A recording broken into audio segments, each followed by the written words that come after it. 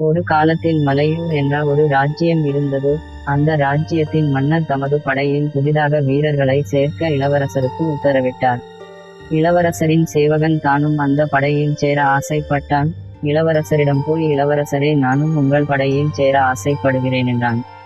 அதற்கு இளவரசர், என் வேலைக்காரனான நீ என் படையில் சேர ஆசைப்படுகிறாயா என்று அவமானப்படுத்தி ராஜ்யத்தை விட்டு வெளியேற்றினார்.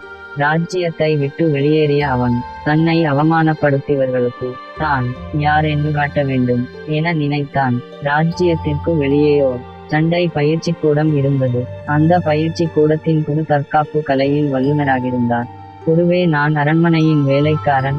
உங்கள் பயிற்சி கூடத்தில் நான் பயிற்சி செய்ய விரும்புகிறேன். என்னை அனுமதிப்பீர்களா? குரு, இங்கு பயிற்சி செய்ய தகுதி தேவையில்லை, விடாமுயற்சியும் தன்னம்பிக்கை இருந்தால் போதும். குரு, இங்கிருந்து உன் பெயர்? வீரன்.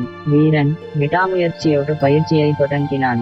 பல படை வீரர்களுடனும் சில மாமிசிமலைகளுடனும் சண்டையிட்டு தன்னை தோல்வி காண வீரனாக மாற்றிக்கொண்டான்.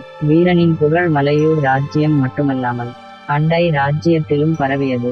இந்த விஷயம் இளவரசருக்கு தெரிய வந்து உடனே இளவரசர் தன் படை வீரர்களை கூப்பிட்டு, ராஜ்யத்தின் வெளியேயோர் மாவீரன் உள்ளானாம், அவனை இளவரசர் தன் படையில் சேர அழைப்பு விடுத்ததாக கூறுங்கள் என்றார்.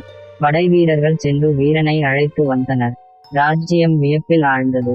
இளவரசர் ஆச்சரியத்தின் விளிம்பில் நின்றார். வீரன், என்னை உங்கள் படையில் சேர அழைப்பு விடுத்ததாக உங்கள் படை வீரர்கள் கூறினார்கள். நானோ உங்கள் வேலைக்காரன். நான் எப்படி உங்கள் படையில் சேர முடியும் என்று கூறி ராஜ்யத்தை விட்டு கம்பீரமாக வெளியேறினான். இளவரசர் தான் செய்த தவறை நினைத்து சோகத்தில் ஆழ்ந்தார். அன்றிருந்து வீரன் அந்த ராஜ்யம் மட்டுமல்லாமல் அண்டை ராஜ்யங்களிலும் சிறந்த வீரனாக உருவெடுத்தான்.